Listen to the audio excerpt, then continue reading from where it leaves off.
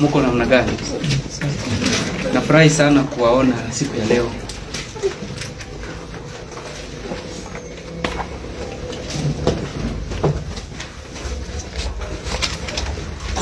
Unaweza fungua kitabu cha Yona.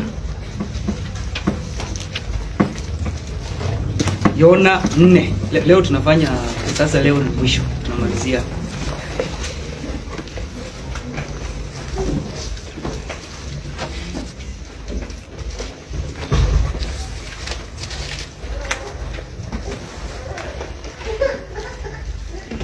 Yona 4, lakini tutaanzia 3:10 ndio tuendelee, kwa sababu ndio iweze kuingiana vizuri. Yona chapter 4, tutaanzia 3, the last verse of chapter 3. Mungu akaona matendo yao ya kuwa wameacha njia yao mbaya, naye Mungu akabadilisha uamuzi wake wa kuleta adhabu, wala hakuwatendea mabaya. Chapter 4. Lakini jambo hilo lilimchukiza Yona sana, naye akakasirika. Akamuomba Mungu akasema, Bwana, si ni hivyo nilivyosema nilipokuwa nchi yangu? Ndio maana nilifanya hima kukimbilia Tarshishi, maana nilijua wewe ni Mungu mwenye neema na rehema, si mwepesi wa hasira, ni mwingi wa fadhili, nawe hubadilisha nia ya kuleta mabaya. Basi sasa, Bwana, nakusihi uniondolee uhai wangu, maana ni heri mimi kufa kuliko kuishi. Bwana akasema, je, unafanya vyema kukasirika? Ndipo Yona akatoka mjini, akakaa upande wa mashariki wa mji, akajijengea huko kibanda, akakaa chini ya kivuli chake, ili aone atakayompata mji. Bwana Mungu akaufanya mmea ukue juu ya Yona, ili uwe kivuli juu ya kichwa chake, kumpa raha katika taabu yake. Yona akaufurahia mmea huo sana. Lakini Mungu akaamuru mdudu ilipopambazuka asubuhi yake, akaula mmea huo, nao ukanyauka. Jua lilipochomoza, Mungu akaamuru upepo mkali wa joto kutoka mashariki. Jua likampiga Yona kichwani, akazimia. Naye akaomba kufa, akasema, ni heri mimi kufa kuliko kuishi. Mungu akamwambia Yona, je, unafanya vyema kukasirika kwa ajili ya mmea? Akasema, nafanya vyema kukasirika hata kutamani kufa. Bwana akasema, wewe unaona huruma kwa mmea ambao haukuufanyia kazi wala kuufanya kumea, uliokuwa usiku mmoja ukaangamia usiku mmoja. Nami je, nisionee huruma Ninawi, mji ule mkubwa ambao una watu zaidi ya 120,000 wasiojua kutofautisha mkono wao wa kuume na wa kushoto, tena na wanyama wengi? Hilo ni neno la Mungu. Tuombe. Tunakushukuru Bwana wetu, kwa maana unaendelea kutufunulia neno lako siku zote. Tumetunukiwa sana kuwa wenye tunafundishwa ukweli wakati wote, kwa maana kuna wengi hawajapata nafasi kama hii. Tunasema asante sana. Na siku ya leo tunapoangalia kitabu cha Yona, tunaomba Bwana ukaweze kutusaidia kumuona Kristo, kuona ukweli, ili maisha yetu yakabadilishwe na neno lako. Ninaponena Bwana, nisaidie kufafanua na kueleza ukweli wa neno lako. Mimi ni chombo dhaifu, sifai, lakini naja kwako, ninasema ikupendeze kunitumia. Naomba yote kwa jina la Yesu. Amen. Tumekuwa tukiona Yona. By the way, the book of Yona, unlike other prophetic books, it actually talks about Yona or Jonah, not his prophecies. And like Isaiah will actually tell you about the prophecies of Isaiah, but Jonah talks about himself, his story. Tushaona Yona akatumwa na Mungu, akaambia kuna watu wa mahali inaitwa Nineve, nataka uende wahubirie wakatubu. Jamaa akaona mimi siendi huko, akakula kona, akaingia kwa merikebu inaenda opposite, akatoroka. Lakini Mungu akamfuata, akaleta msukosuko kwa ile meli hadi jamaa alikuwa hadi ameenda kulala. Mungu akaleta kuyumba kwa meli hadi watu kila mtu akaamuka akasema ombeni Mungu wenu, labda Mungu wako atatusaidia. Lakini Yona naye amelala. Wakaenda wakamtafuta. Wakamwambia, wewe unalala aje bwana? Unamaanisha nini? How do you mean? Hauoni tunakufa? Wakapiga kura. Wakapata makosa ni Yona. Wakamwambia, wewe ni nani? Tuambie wewe ni nani? Unaenda wapi? Yona akasema, mimi ni Mungu, nimetumwa na Mungu wangu na nimehepa. Wakasema, wewe ndio unaleta shida. So katika hiyo hali ikabidi Yona kurushwa kwa maji ndio kuwe na utulivu. Lakini baada ya kurushwa kwa maji, Mungu akatuma samaki kumeza jamaa. Akamumeza. Yona akiwa kwa samaki aliomba Mungu. Mungu akamuokoa. Baada ya kumuokoa, samaki alimtema, alimtapika na jamaa akaendelea na kazi yenye alikuwa anafanya hii kazi shingo upande. Ni kama hataki vile tutaona, hataki kwenda kichwa ngumu, we'll see. Hadi after Mungu amesamea watu, jamaa amekasirika. Mbona umewasamea?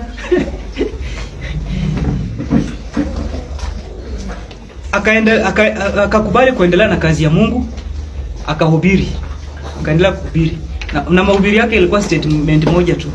Siku 40 Mungu anaharibu hii nchi yetu. Siku 40 alikuwa anaenda akitangaza hiyo. That was very powerful. Just one statement. That was his prophecy. Na watu wakasikia hilo yale mahubiri ya Yona na wakakuja kwa Mungu. Kila mtu akaamini Mungu.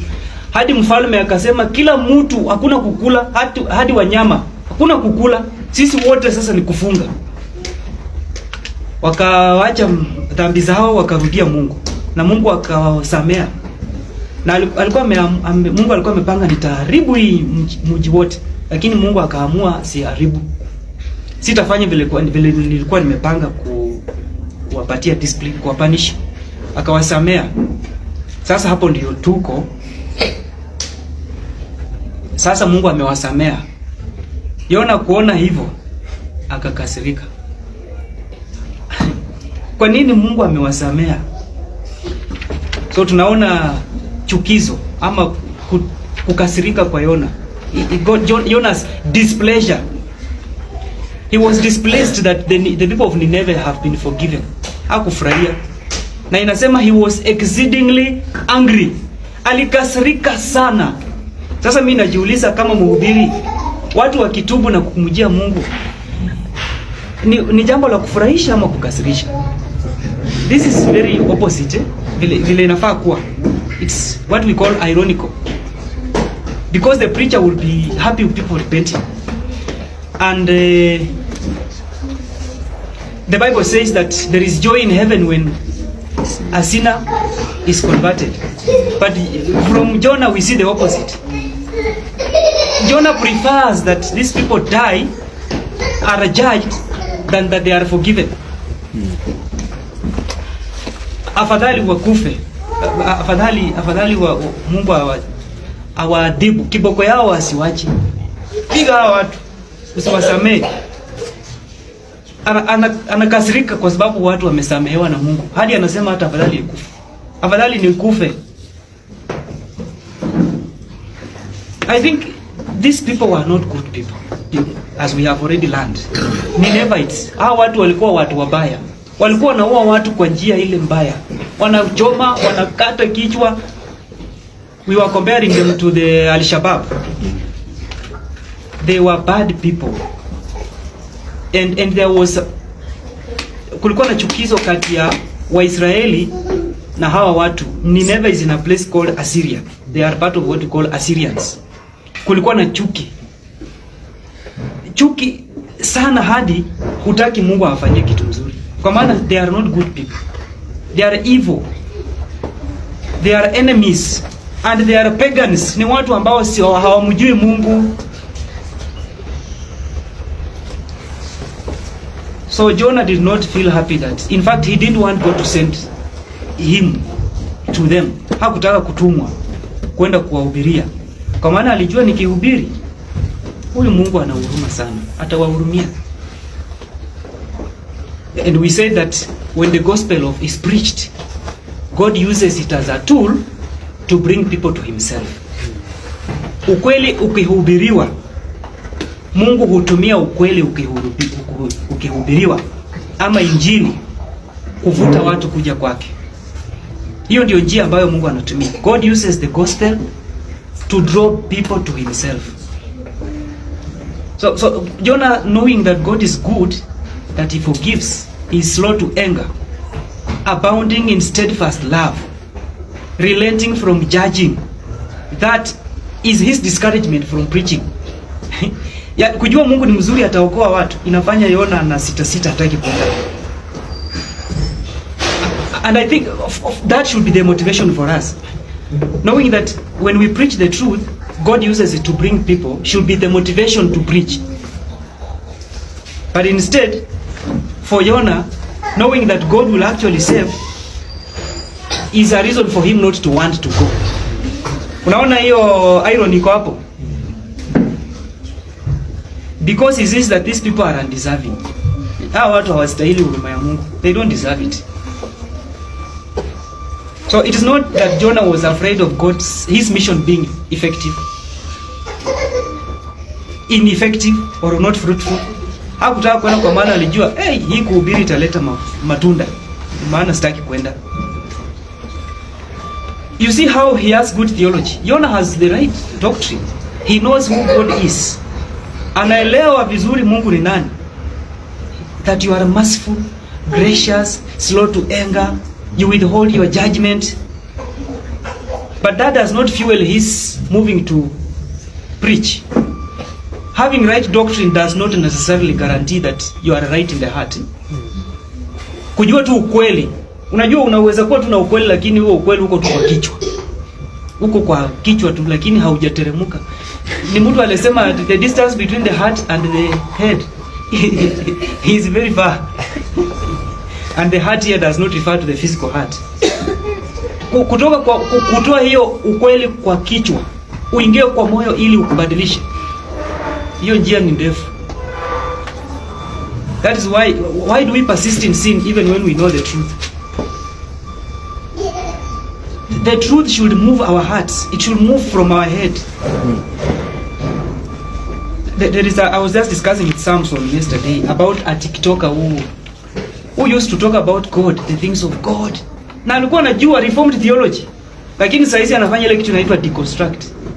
Hii hapana bwana. Mungu anaweza kuwa hii hapana. Na tukasema ni kwa sababu ilikuwa kwa kichwa. Lakini kama ingekuwa imeteremka mpaka kwa moyo, you cannot start deconstructing the truth. Unaanza kukataa ule ukweli ambao ulikuwa unahubiri. Ni kwa sababu haikuwa kwa akili, kwa roho. Ilikuwa tu kwa kichwa. It is possible to preach grace accurately and still hate how God applies that grace, as we are going to see. Naweza hubiri neema, huruma ya Mungu, lakini ukiiona vile inafanya kazi, no, how can God forgive such a person? No. Ama wewe mwenyewe kuapply hiyo grace kwa maisha yako inakuwa ngumu, lakini kuihubiri ni mambo namba moja. Kuonyesha vile Mungu ni mzuri, lakini kuapply sasa ule uzuri wa Mungu kwa maisha yako inakuwa ngumu. Jonah ni kama anauliza, unasamea aje watu kama hawa? These are Gentiles, wale tunaitanga mataifa. Mataifa ni wale watu wa dunia ambao hawakuwa watu wa Mungu. Watu wa Mungu walikuwa akina nani? Bible students, the Jews, the Israelites. These Ninevites are not Jews. They are Gentiles. He doesn't see them as the people of God. How can God reach out to people who are not his? How si watu wake wanafaa kupotea? Could he be saying, just thinking, we are the chosen, the rest should be damned. Sisi ndio tumechaguliwa, hao wengine wapotee. Like there is no forgiveness for you. Nyinyi hamwezi okolewa, hatutaki kujaza mbinguni. Kuna nafasi yenu. There is no place for you in heaven. He wants judgment for them.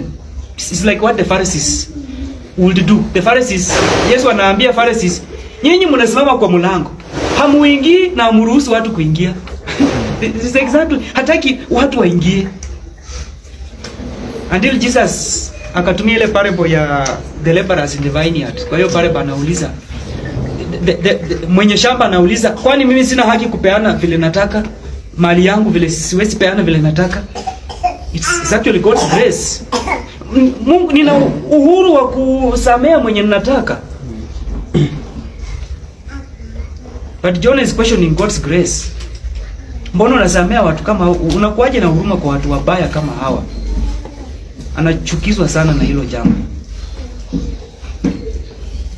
Sasa mimi najiuliza, what if God treated Jonah the way Jonah wanted God to treat others? Kama Mungu angemchukua Yona vile Yona anataka Mungu achukue watu wengine, afanyie wengine. Mungu, unaona Yona anataka Mungu apige watu wengine, asiwasamee. Sasa mimi najiuliza, huyu Yona ambaye anataka watu wengine wasisamehewe, naye basi asisamehewe, itakuwaje? Kama yeye hagesamehewa. You must ask, how can a servant of God, huyu ni prophet kweli? Mbona Yona ni prophet kweli? Ni mtumishi wa Mungu kweli? Tena nabii? Hapana. But the challenge is this. Sisi nasi mara nyingi hatuko hivyo. The way we see the sin of others. How do we see the sin of other people? Makosa ya watu wengine.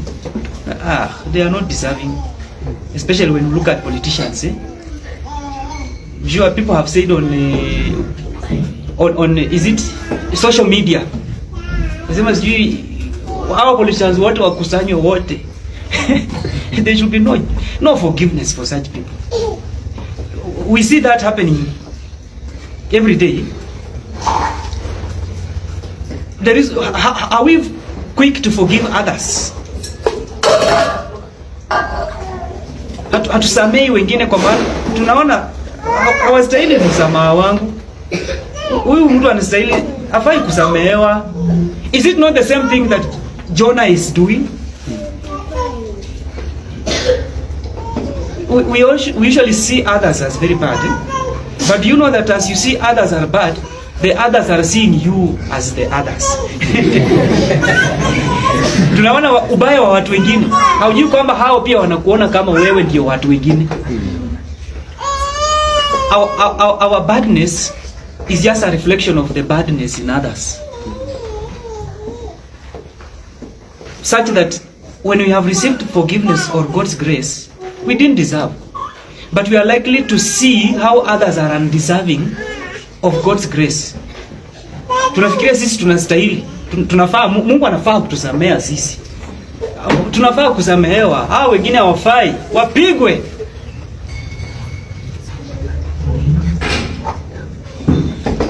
We see the sin of others very quickly. Tunaona dhambi ya watu wengine haraka sana kuliko kuona yetu.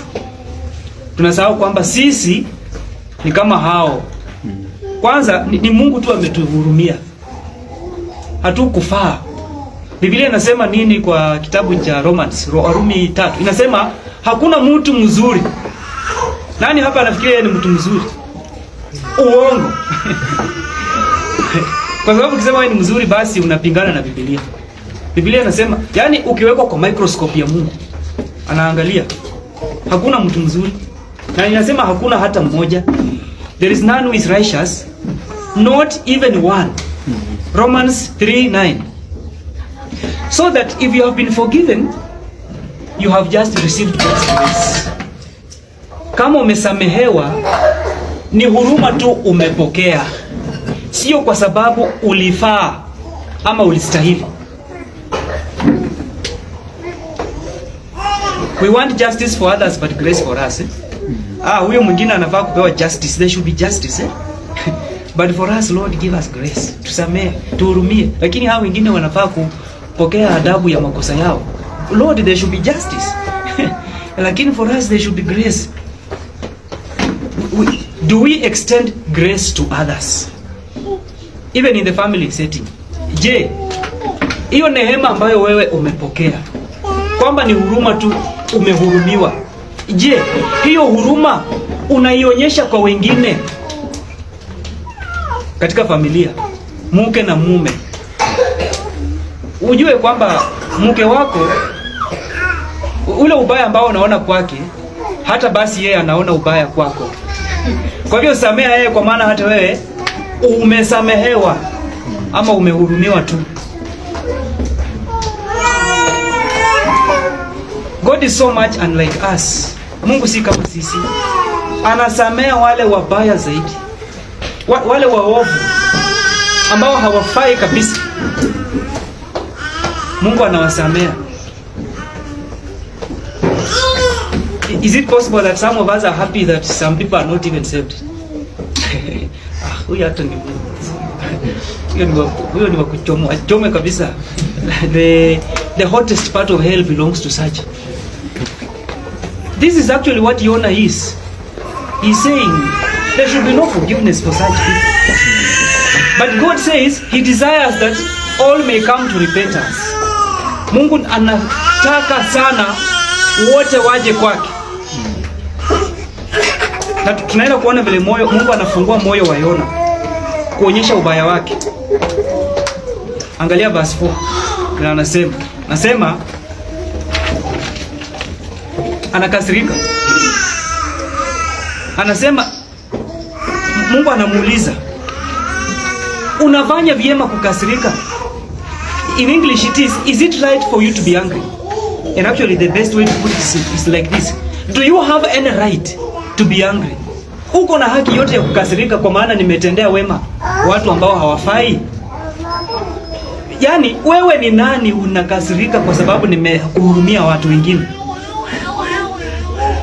Sometimes God asks hard questions to expose our hearts. Anauliza Adam, uko wapi? Uko wapi? Swali tu. Mungu anakuuliza tu swali. Inaanza kufanya ufikirie mambo mengi sana. Who told you that you are naked? Nani alisema huna nguo? Uko uchi. What is this you have done? We see so many questions in the Bible.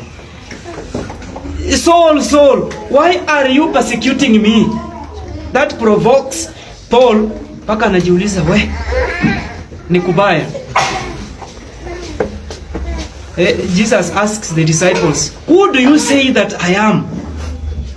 And I'm sure in our daily lives God asks us questions. Lazima ukule hiyo pesa. Lazima ukule hiyo. Do you really need that money? For example. Lazima uoe huyo. Maswali, Mungu utuuliza maswali when you are doing as some have preached or as you study God's word. There are questions that God asks us. Unaniona aje? Who do you think I am to you?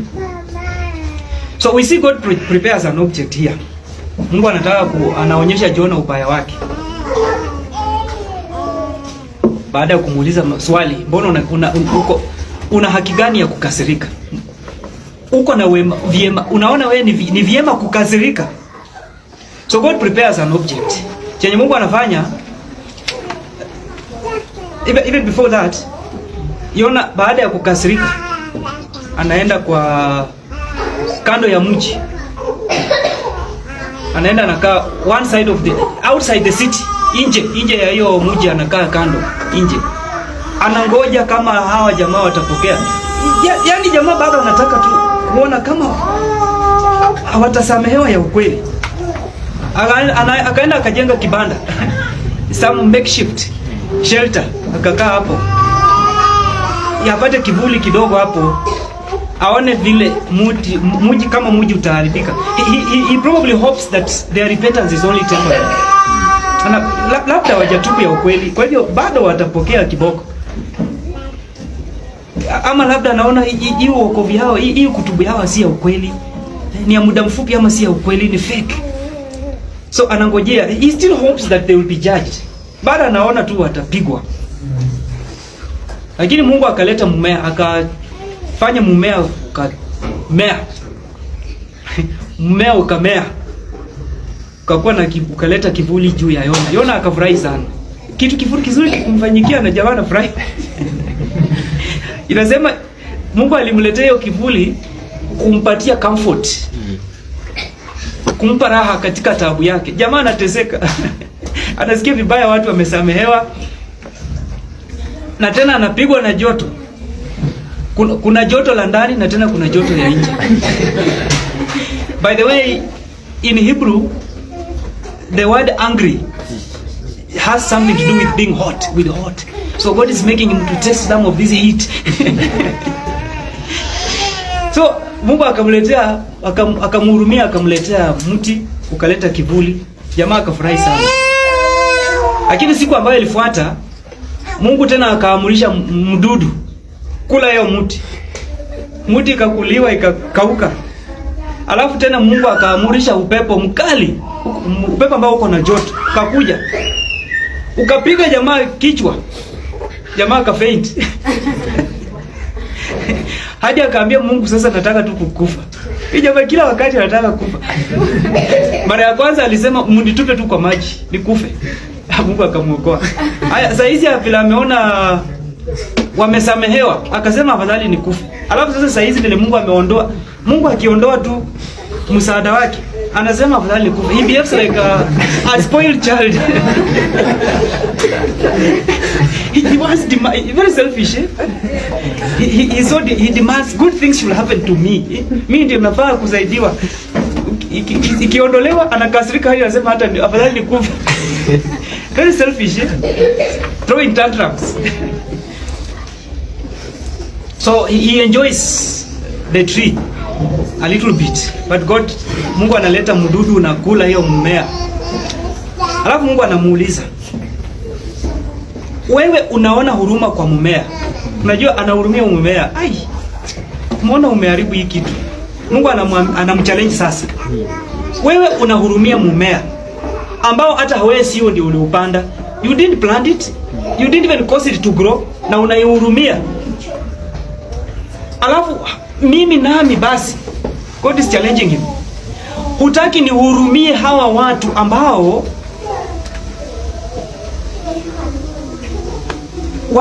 ni, tunasema watu ni wameumbwa kwa mfano wa Mungu. People who are made in the image of God. Wewe unahurumia mmea, yet you don't want me to have mercy on human beings, to have mercy on the city that one has 120,000 people who do not know either left or right. Yani, there are interpretations that show that to mean they are so evil, they don't know right or wrong. There are other interpreters who say that not knowing left and right means they are children. But I go with the one that means wrong. They neither know right or wrong. Wamepotea kabisa. Hautaki nihurumia hao.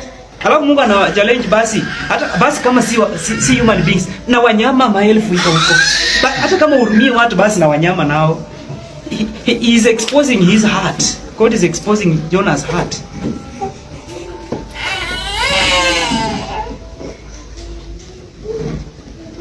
This selfish prophet who rejoices that a plant gives shade, yet mourns the loss of the plant more than the loss of lives. He is more about things than people. Anafurahia kwamba mmea uokolewe, lakini sio watu. At least mmea ulikuwa unanisaidia mimi. Ulikuwa unaniletea kivuli. So while Jonah values his own comfort, Jonah anaangalia tu yeye amekaa vizuri. Christ on the other hand sacrifice. The Bible says that he did not consider equality with God as something to be grasped or something to hang on. Hakushikilia hiyo kwamba mimi ni Mungu, lakini akakuja kwa ulimwengu wenye dhambi. Kwa nini? Not to serve but to serve. Not to be served but to serve. To the extent of giving his life for others. You see how different Jesus is from Jonah. While Jonah desires his comfort, Christ on the other hand gives his life for others. Jonah anataka kukaa starehe, lakini Yesu naye anatoa uhai wake kwa sababu ya wengi waokolewe.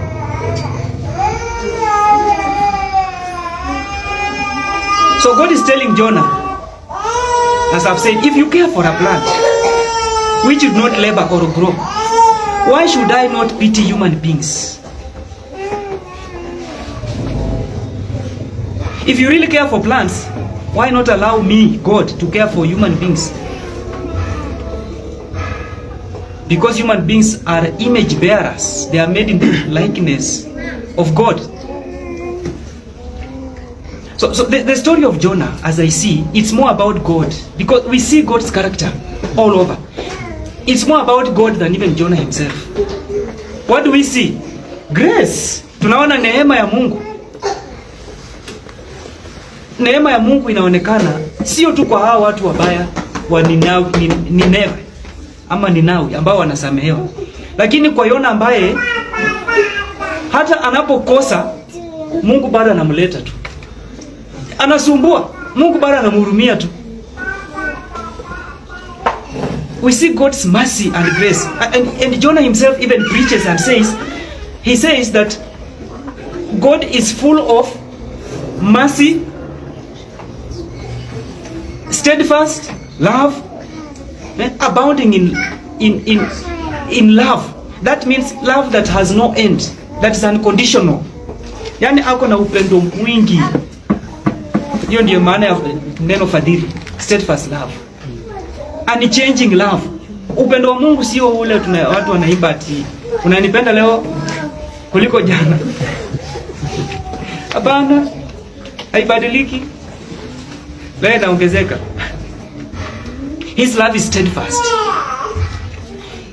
He relents from disaster. Our God is one who desires to forgive. Anatamani sana kusamehe kuliko kuleta hukumu. Mungu anatamani sana kusamehe. He relents from disaster. Watu wakitubu, Mungu huwa hawapigi.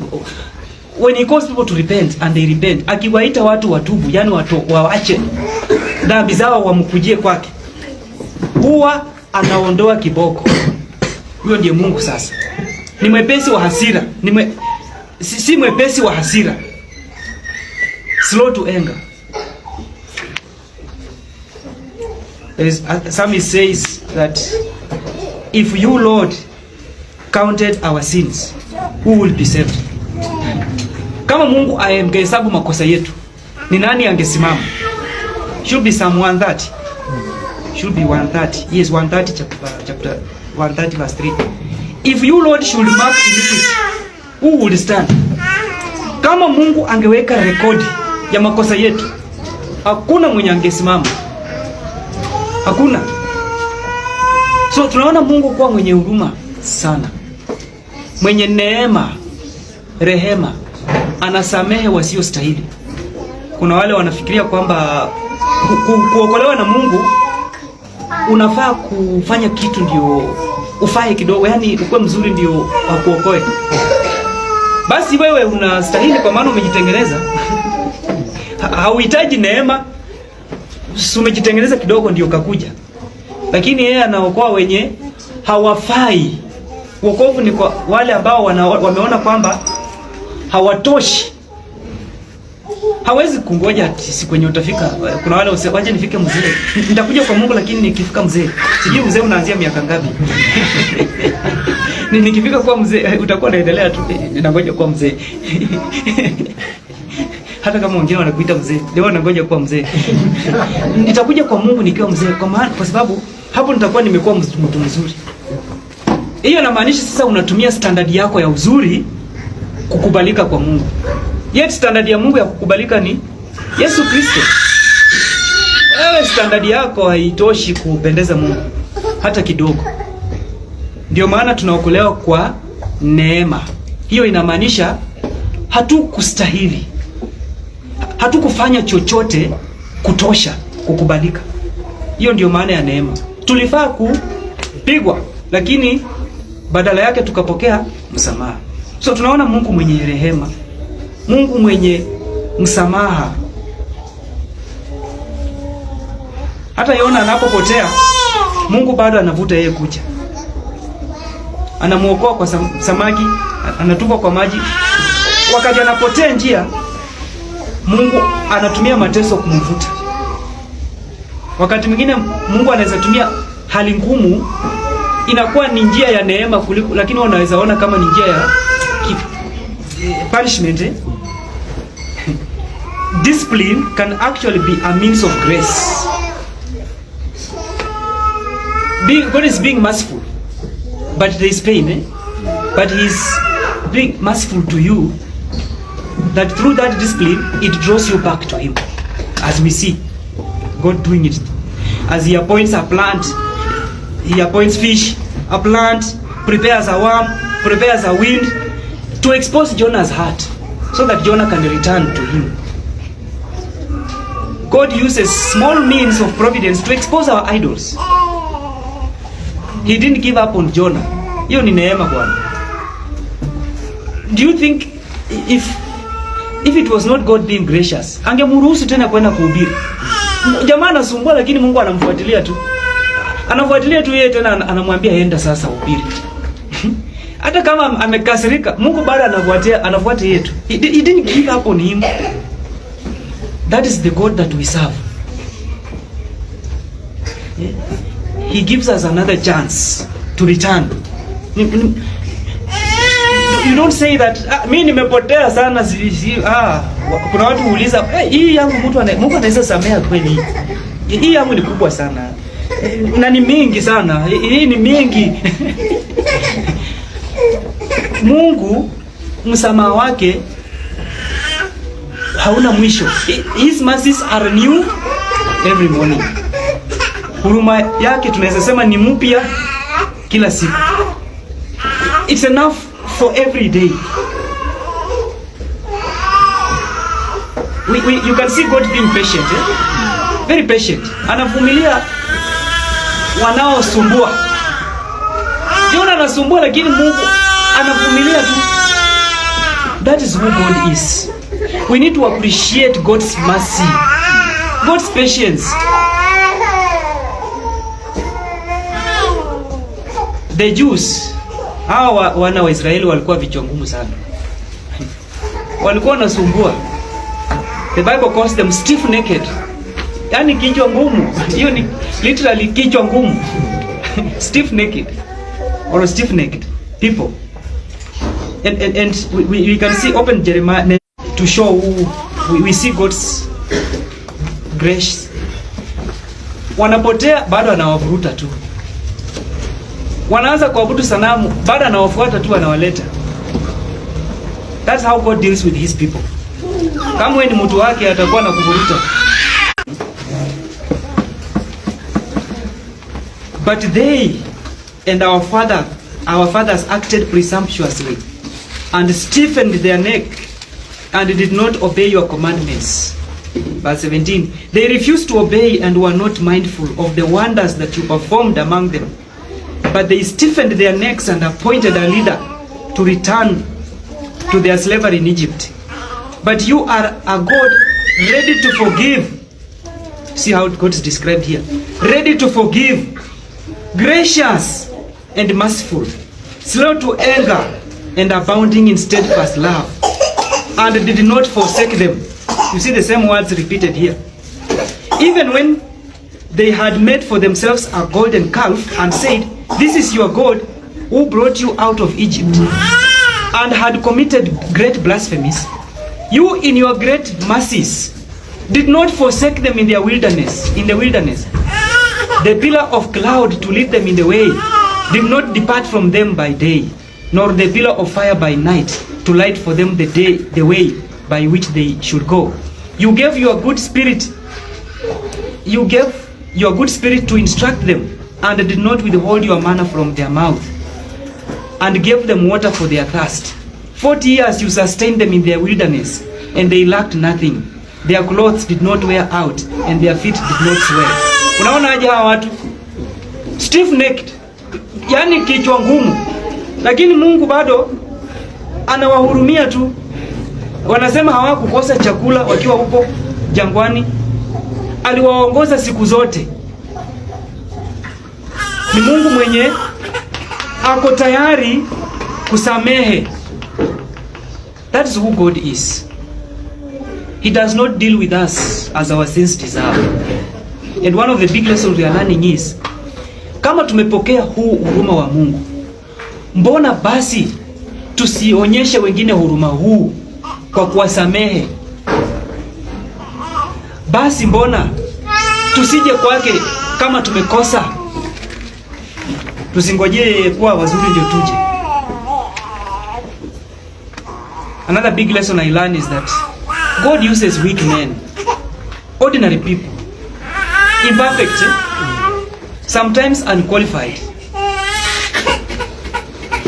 Mungu hutumia watu ambao ni hafifu, watu wa kawaida. And you see that biblically, kwa Biblia, and even in church history, we see God using weak, ordinary, imperfect men. Look at Moses. Jamaa anakasirika, alikuwa anakasirika mara nyingi sana. Anachukua, anaambiwa gonga hiyo mawe mara moja tu. Jamaa nimekasirika. Anaambia Mungu, umenipatia watu gani hawa? Vichwa ngumu. Mara nyingi sana, hadi kuna wakati alikasirika, Mungu akamwambia hata sasa hutafika huko. David, he's a weak man. What about Solomon? What about Job? Job, Samson. Kwanza Samson. God uses that man to deliver his people. Anamtumia kuokoa watu wake. Lakini angalia Samson.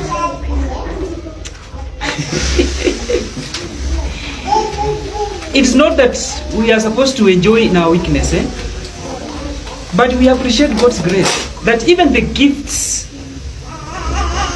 are grace gifts. Vipawa vya Roho Mtakatifu, actually the Bible says the Spirit gives as he wills. Ndio maana zinaitwa gift. And a gift actually you receive because of grace. You didn't work for it.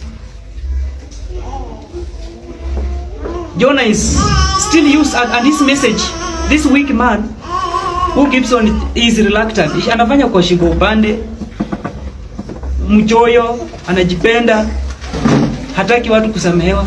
God uses him to show mercy to a whole city of 120,000 people. If you read the story of the Puritans, the reformers, kama unasoma wale wa Kristo wa kitambo, wale tunaitanga Puritans na reformers, utapata they were not perfect people. Sometimes you only see the good part, but we don't see that they were weak people. Read about John Calvin. He had his own issues.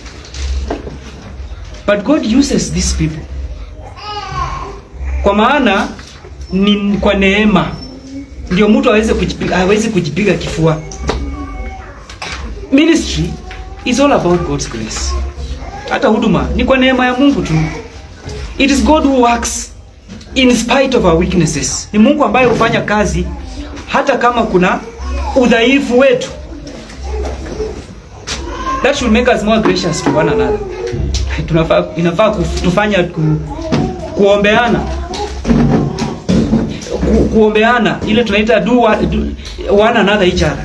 Love one another, forgive one another, pray for one another, then again encourage one another, bear with one another, bear with one another, vumiliana. Jacinta, love one another, exhort, encourage one another, chocheana, yani saidiana, shika mkono wa mwenzako. He is a weak man, ni mtu ya kawaida. Encourage one another. Muombe wale ambao wanatumika kuhubiri, because they are ordinary men. And that should also challenge us not to look at men but to God. Tunafaa tusiweke matumaini kwa watu, lakini kwa Mungu. Kwa maana tukiweka matumaini kwa watu, wasipofanya vile tunafikiria wanafaa kufika hapo, tunakuwa discouraged. Do not look at men. Look to Christ and pray for your leaders. Don't look for a perfect pastor. We want another each other. Na hata ikifika kwa kama ni kuolewa ama kuoa, usingoje ndugu ambaye ni Mesaya. He's an ordinary man or an ordinary sister. If they truly love Christ, wacha mambo mengi. But I also realize that the weakness of the messenger does not change the message. Despite Jonah's weakness, haimaanishi ati God doesn't, his message is fake. Just because of Jonah's weakness, we cannot say that his preaching is false. He's telling the Ninevites that God will judge, repent. Doesn't change. The message doesn't change. I have seen tumeona ile prominent preachers failing, Tumeona hiyo. Kuna wahubiri wakubwa sana ambao wameingia katika dhambi. Alafu unapata sasa kuna mtu amesema kitabu ya huyo jamaa naenda kuchoma zote. Siwezi soma kitabu yake. But we see these are we see preachers online, What about the preachers we have with us? The best preachers are the ones we interact, we do life together. Wale ambao tuna, you know what I'm struggling with. We do life together. We pray for one another because you know me. You know, you can understand my struggles,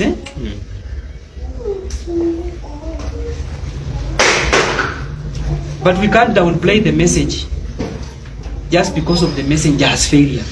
You cannot. I also see from Jonah's lessons that God's saving love extends to all people. Wokovu wa Mungu, huruma yake inaenda kwa watu wote, sio tu kwa Israelites in that context. Kwa maana according to Jonah, sisi ndio watu wa Mungu, hao wengine hawastahili. Lakini Mungu naye huruma yake inaenea kwa watu wote. He has no favorites. In fact, he says in Acts 10:34-35, anasema, in truth I perceive that God shows no partiality, but in every nation, and the nation refers to all people, types of people, all people groups, in every nation, yani iwe wapi, whoever fears him and works righteousness is accepted by him. Huruma ya Mungu inaelekea ama inaenea kwa watu wote, inafikia watu wote. Hakuna wale ambao Mungu hayani si wa mapendeleo. Mungu si wa mapendeleo. God extends his grace, his love, his mercy to forgive to all people. That is why he calls all people. Because he's the God of all people, including the ones huyu hawezi kusikia neno la Injili, including you. Hata wewe pia uko kwa hiyo group ya all people. Wewe uko kwa hiyo group ya all people. Na tunasema, tulikuwa naimba kwamba huruma zake zikuitapo tuende kwa Yesu. Huruma zake zikuitapo uje. His forgiveness extends to all men who repent and believe. And in finishing, we see in this chapter, at the end, it's not resolved. Hatuoni kama suluhisho imepatikana. Mungu amemuuliza swali kubwa na akamwachia hapo. Anauliza Jonah swali kubwa sana. Alafu mimi kama wewe unahurumia mumea ambao hata haukufanya kumea, mbona mimi nisihurumie wanadamu ambao wamepotea? Alafu anamwacha hivyo. Sijui kama if it was extended, what Jonah would have said. Probably he would have said, I just want to die. Because he keeps on saying, I just want to die. But from my research, in what they call the Hebrew Jewish tradition. They say that from Jewish tradition they say that after God said the words, those last words in Jonah 4:11, Jonah fell on his face and said, this is not scripture, this is Jewish tradition. It is said that Jonah said, govern your world according to the measure of mercy. Nimekuachia Mungu, fanya vile unataka. Serikali yote ni yako, kila kitu, mamlaka yote ni yako. He surrendered to God according to Jewish traditions. But the story of Jonah points us to Christ. History ya Yona inafanya kumtazama Kristo ama kumtamani Kristo. Inafungua mlango wa kuona Yesu. Tunawacha kuona Yesu sasa, kuona Jonah sasa tunamuona Yesu. We say Jonah is a picture of Christ. You see, Jonah is angry at God being merciful, but Christ delights in mercy. So Jonah is the incomplete prophet, but Christ is the true and better prophet. No wonder in Matthew 12:41, Jesus says that a greater than Jonah is here.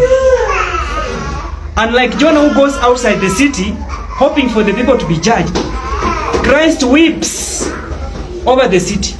Jonah anaenda huko nje anangoja wapigwe, lakini Yesu naye analilia mji uokolewe. Jonah is willing to die out of self-pity, but Christ dies out of love. Greater love has no one than this, that someone lays down his life for his friends. Jesus lays down his life for us. Anatoa uhai wake kwa sababu yetu ili tuweze kuokolewa. Tuombe. Ewe Mungu wa neema na huruma, wewe usiye na hasira ya upesi, wewe uliye mwingi wa upendo, tunakiri kwamba mara nyingi tunajua rehema zako kuliko tunavyozionyesha kwa watu wengine katika maisha yetu. Tunafurahi unapokuwa mwema kwetu, lakini tunapata shida kueneza wema huo kwa watu wengine. Wakati mwingine tunajipenda kuliko wokovu wa watu walioumbwa kwa mfano wako, vile kama vile Yona anavyofanya. Tusamehe kwa kukosa kuwa na neema, kwa kujijali zaidi ya kuliko kujali roho zinazopotea, hata tukawacha kuwahubiria. Asante Mungu wetu kwa kufunua moyo wako kupitia mwanao Yesu Kristo, aliye mkuu kuliko sisi, aliye zaidi kuliko Yona, ambaye ni Yona aliye mkuu zaidi. Yeye huonyesha huruma juu ya dhambi zetu. Yeye hufurahia rehema na msamaha, na akakufa kwa upendo ili sisi tuokolewe. Hakukaa nje ya mji akisubiri hukumu kama Yona, lakini aliingia ulimwenguni kubeba hukumu kwa ajili yetu. Hakung'ang'ania comfort yake, lakini aliutoa uhai wake kwa sababu yetu ili tupatanishwe na wewe. Mungu wetu, tunakuomba ufanye mioyo yetu kwa huruma yako. Tufundishe kufurahia watu wengine kutubu, kupenda yale unayoyapenda, na kuonyesha rehema zako katika ulimwengu. Tufanye kuwa wenye rehema kama wewe ulivyo mwenye rehema. Tunaomba haya yote kwa ajili ya utukufu wa jina lako, katika jina la Yesu Kristo Bwana wetu. Amen. Asante sana.